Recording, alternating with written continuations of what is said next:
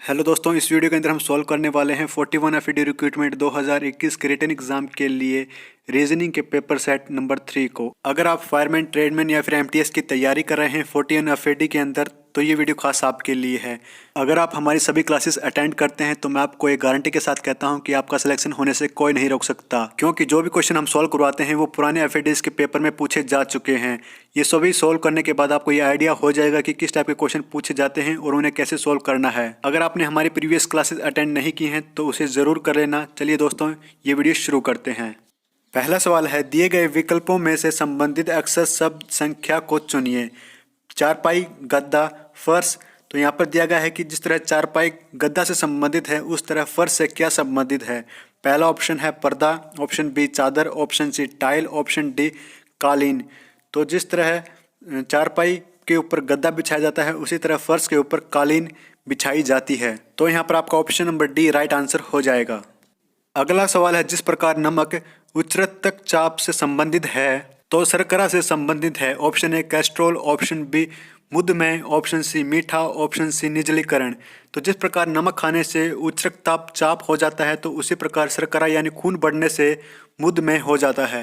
तो यहाँ पर हमारा option number B correct answer हो जाएगा।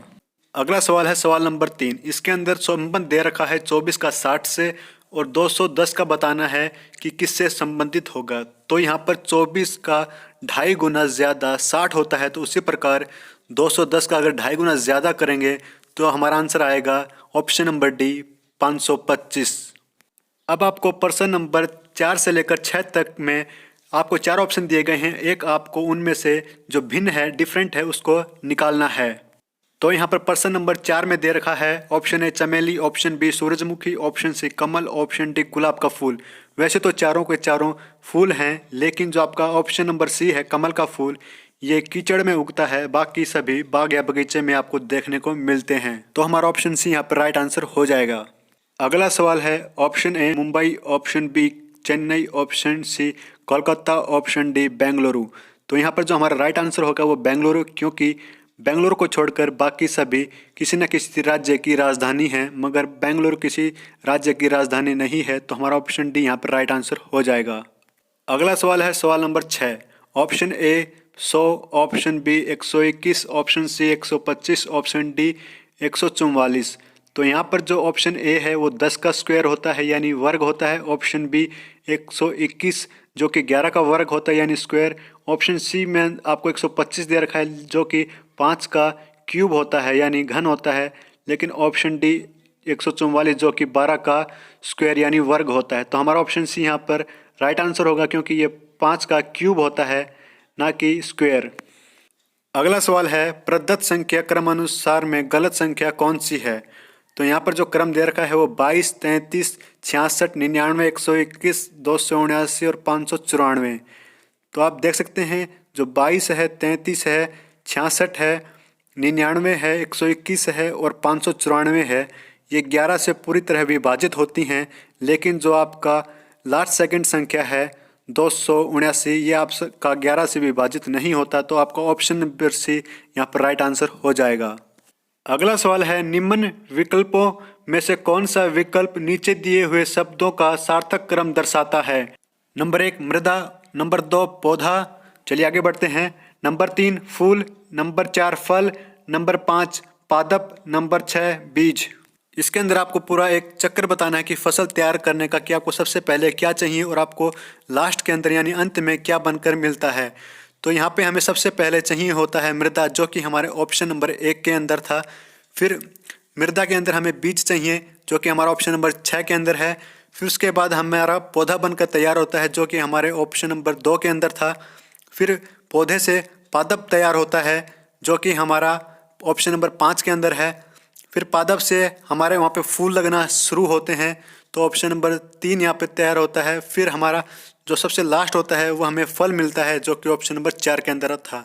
तो इसी क्रम में हमें जो आंसर मिलता है वो ऑप्शन नंबर डी के अंदर है। तो हमारा ऑप्शन डी यहाँ पर राइट आंसर हो जाएगा। अब बढ़ते हैं अगले सवाल की ओर। अब आपको सवाल नंबर 9 से लेकर 11 तक एक ही काम करना है। निम्नलिखित प्रश्नों में से एक अनुक्रम दिया गया है जिनमें से एक पद संख्या अक्सर लुप्त है। दिए गए विकल्पों में से वही सही विकल्प चुनिए जो अनुक्रम को पूरा करे। तो यहाँ पर सवाल नंबर 9 के अंदर QPO, NML, KJI, फिर आपको बताना है कि यहाँ पर क्या आएगा, और जो लास्ट में है EDC। जब आप इनके अंदर रिलेशन निकालोगे यानी संबंध निकालोगे तब आपको पता चलेगा कि Q N से संबंधित है, N K से संबंधित है, और फिर जो आगे लुप्त संख्या है उससे K संबंधित है और उसी से E संबंधित है। तो यहाँ पर जब Q में से आप 3 संख्या पीछे चलोगे तब आपको N मिलेगा, N से 3 संख्या पीछे चलोगे तब आपको K मिलेगा, और जब K से 3 संख्या पीछे चलोगे तब आपको H मिलेगा। तो H सबसे पहले ऑप्शन नंबर ए के अंदर है, तो आपको ऑप्शन नंबर ए यहाँ पर राइट आंसर हो जाएगा HGF। लेकिन आपको आगे थोड़ा समझाऊं तो आपका जो P है वो भी M से उसी 3 कदम पीछे चलोगे तब आपको M मिलेगा, M से 3 कदम आपको J मिलेगा, और J से 3 कदम पीछे चलोगे तब आपको G मिलेगा, और G से 3 कदम पीछे चलोगे तब आपको D मिलेगा। तो हमारा आगे आपको देखने का ज़रूरत ही नहीं, तो हमारा ऑप्शन नंबर ए यहाँ पर राइट आंसर हो जाएगा। अगला सवाल दिया गया है QAR, RAS, SAT, TAU। तो अगले सवाल के अंदर आप देख सकते हैं कि सभी के अंदर कॉमन ए है बीच के अंदर, तो सभी ऑप्शनों के अंदर ए कॉमन दे रखा है। अब हमें पहले नंबर के अंदर रिलेशन निकालना होगा सभी में। जब आप Q के अंदर 1 ऐड करोगे तब आपको R मिलेगा, R से में 1 ऐड करोगे तब आपको S मिलेगा, S के अंदर 1 ऐड करोगे तब आपको T मिलेगा, और जब आप T के अंदर 1 ऐड करोगे तब आपको U मिलेगा। तो यहाँ पर 2 ऑप्शन हैं, ऑप्शन ए और ऑप्शन बी, जिसके अंदर पहला अक्षर U दे रखा है। अब हमें थर्ड नंबर के लिए चेक करना होगा। यहाँ पर जब आप R के अंदर 1 ऐड करोगे तब आपको S मिलेगा, S के अंदर 1 ऐड करोगे तब आपको T मिलेगा, T के अंदर 1 ऐड करोगे तब आपको U मिलेगा, और U के अंदर 1 ऐड करोगे तब आपको V मिलेगा। तो जो कि हमारा ऑप्शन ए के अंदर, तो हमारा ऑप्शन ए यहाँ पर राइट आंसर हो जाएगा। अगला सवाल है सवाल नंबर 11। इसके अंदर दे रखा है 36, 34, 30, 28 और 24। अगला आपको बताना है कि क्या रहने वाला है। तो आप देखोगे ऑप्शन नंबर ए के अंदर जब 36 में से 2 जाएंगे तब आपके पास 34 आएंगे, 34 में से 4 जाएंगे तब आपके पास 3 बचेंगे, 30 में से फिर 2 कम करने हैं तब आपको 28 मिलेगा, 28 में जब 4 कम करोगे तब आपको 24 मिलेगा। तो यहाँ पे आप देख सकते हो कि एक बार 2 माइनस करना है, फिर 4 माइनस करना है, फिर 2 माइनस करना है, फिर 4 माइनस करना है। तो अब आपको 2 माइनस करना होगा। जब 24 के अंदर से 2 माइनस करेंगे तब आपके पास 22 आएगा, जो कि ऑप्शन नंबर बी के अंदर है। तो यहाँ पर हमारा option number B right answer हो जाएगा। अगला सवाल है यदि रेलगाड़ी को बस कहा जाए, बस को ट्रैक्टर, ट्रैक्टर को कार, कार को स्कूटर, स्कूटर को साइकिल, साइकिल को मोपेड, तो खेत जोतने के लिए किसका इस्तेमाल होगा। तो ऑप्शन है रेलगाड़ी, option B bus, option C tractor, option D car. तो अब आपको यहाँ पर ऑप्शन सी करेक्ट ट्रैक्टर नहीं करना है कि खेत जोतने के लिए इसका इस्तेमाल किया जाता है। अब आपको इसके लिए क्वेश्चन के अंदर देखना होगा कि ट्रैक्टर को किस नाम से बुलाया गया है। तो ट्रैक्टर को कार कहा गया है, तो हमें यहाँ पर कार को सिलेक्ट करना होगा। तो हमारा ऑप्शन डी यहाँ पर राइट आंसर हो जाएगा। अगला सवाल है एक कूट भाषा में क्लेवर यानी CLEVER को DMFWFS लिखा जाता है। पद अनुसार फ्लावर यानी FLOWER को कूट भाषा में क्या लिखा जाएगा। दोस्तों इसके लिए हमें समझना होगा कि क्लेवर को DMFWF कैसे लिखा गया है। तो यहाँ पे देखोगे जब C को D लिखा गया है, तो यानी C के अंदर जब आप 1 ऐड करोगे तब आपको D मिलेगा, L के अंदर 1 ऐड करोगे तब आपको M मिलेगा, E के अंदर 1 ऐड करोगे तब आपको F मिलेगा, V के अंदर 1 ऐड करोगे तब आपको W मिलेगा, और E के अंदर जब आप 1 ऐड करोगे तब आपको F मिलेगा, और R से अगला स्टेप जो होता है यानी 1 ऐड करने के बाद आपको S मिलता है। तो उसी प्रकार आपको फ्लावर के अंदर भी एक अल्फ़ाबेट ऐड करना है। तो यहाँ पर जब आपको F के अंदर 1 ऐड करोगे तब आपको G मिलेगा, L के अंदर 1 ऐड करने के बाद आपको M मिलता है, O के अंदर 1 ऐड करने के बाद P मिलेगा, W के अंदर ऐड करने से X मिलता है, E में ऐड करोगे तब आपको F मिलेगा, और R में ऐड करने से आपको S मिलेगा, जो कि हमारा ऑप्शन नंबर डी के अंदर है। तो हमारा ऑप्शन डी यहाँ पर राइट आंसर हो जाएगा, GMPXFS। अगला सवाल है सवाल नंबर 14। इसके अंदर आपको एक साइकिल चालक दिया गया है, जिसके अनुसार आपको एक डायग्राम बनाना होगा, जिसके अंदर चारों दिशाएं देनी होंगी, पूर्व, पश्चिम, उत्तर, दक्षिण, और आपको उस कहा गया है उसी दिशा में इसको ले जाना है, और आपको बताना है कि जो उसकी दूरी क्या रहने वाली है वो आपको इस सवाल के अंदर बताना है। तो इसको आप खुद से सॉल्व करना है। आप इस सवाल का ये क्वेश्चन लिख लीजिए। अगले का हिस्सा मैं आपको ये दिखा देता हूँ। ये रहा वो पूरा सवाल, आपको इसको ध्यान से लिख लेना है, फिर आपको इसको हल करना है जो इसके अंदर पूछा गया है। चलिए अब बढ़ते हैं अगले सवाल की ओर। अब अगले आने वाले दो सवालों के अंदर सवाल नंबर 15 और 16 के अंदर आपको दो कथन दिए गए हैं। उन दो कथनों को देखकर आपको निष्कर्ष चेक करना है और उसके बेसिस पर आपको सही ऑप्शन चुनना है। तो सवाल नंबर 15 के अंदर दो कथन दिए हुए हैं। पहला कथन है कुछ पत्थर सोना होते हैं, कथन दूसरा है कुछ सोना बैंक होते हैं। तो यहाँ पे निष्कर्ष 4 दिए गए हैं। कुछ बैंक पत्थर होते हैं, कुछ सोना पत्थर होते हैं, कोई पत्थर बैंक नहीं होता, कुछ बैंक सोना होते हैं। तो यहाँ पर निष्कर्ष दो ही सही लग रहे हैं, कुछ सोना पत्थर होते हैं और चौथा है कुछ बैंक सोना होते हैं। तो ये ऐसा सवाल ऑप्शन नंबर बी के अंदर दिया गया है कि केवल निष्कर्ष 2 तथा 4 ठीक हैं। तो यहाँ पर हमारा option number B right answer हो जाएगा। अगला सवाल के अंदर कथन दे रखा है अधिकांश खिलाड़ी पुरुष होते हैं और दूसरा कथन है कुछ पुरुष गायक होते हैं। तो निष्कर्ष यहाँ पर 2 दे रखे हैं, कुछ गायक पुरुष होते हैं और निष्कर्ष दूसरा है कुछ खिलाड़ी गायक होते हैं। तो कथन के अनुसार हमारा सिर्फ निष्कर्ष एक वाला ही ठीक है, कुछ गायक पुरुष होते हैं। तो हमारा जो ऑप्शन नंबर ए है केवल निष्कर्ष एक ठीक है, ये सही जवाब हो जाएगा। अगला सवाल है उस आकृति की पहचान कीजिए जो चिड़िया, कौवा तथा चीलों में संबंध की घोतक है। मतलब आपको संबंध बताना है चिड़िया, कौवा तथा चीलों के अंदर जो नीचे आकृतियाँ दी गई हैं इसके अनुसार। तो जो हमारी चिड़िया होती है जिसे हम पक्षी कहते हैं, तो हमारे कौवा और चील यहाँ पर पक्षी होते हैं। तो चिड़िया का भाग होते हैं कौवा और चील, जो कि आकृति एक दर्शा सकती है, क्योंकि जो हमारा बड़ा सर्कल है ये हमारा चिड़िया को दर्शाएगा और जो छोटे गोले इसके अंदर हैं ये कौवा और चील को दर्शाएंगे। तो हमारा ऑप्शन ए यहाँ पर राइट आंसर हो जाएगा। अगला सवाल है सवाल नंबर 18। इसके अंदर आपको 3 आकृतियाँ दी गई हैं, जिसके अंदर एक त्रिभुज है और 2 बड़े सर्कल हैं यानी गोला। तो इसके अंदर आपको जो छोटा गोला है इसके अंदर ग्रामीण वाले बताए गए हैं, जो त्रिभुज है ये शिक्षित बताए गए हैं और जो दूसरा बड़ा गोला है ये नियुक्त बताए गए हैं। तो यहाँ पर सवाल ये है ग्रामीण अशिक्षित पर रोजगार से लगे लोगों की संख्या कितनी है। तो आपको वो बताना है जो त्रिभुज से बाहर हैं, छोटे गोले के अंदर हैं और जो बड़े गोले के अंदर भी आते हैं।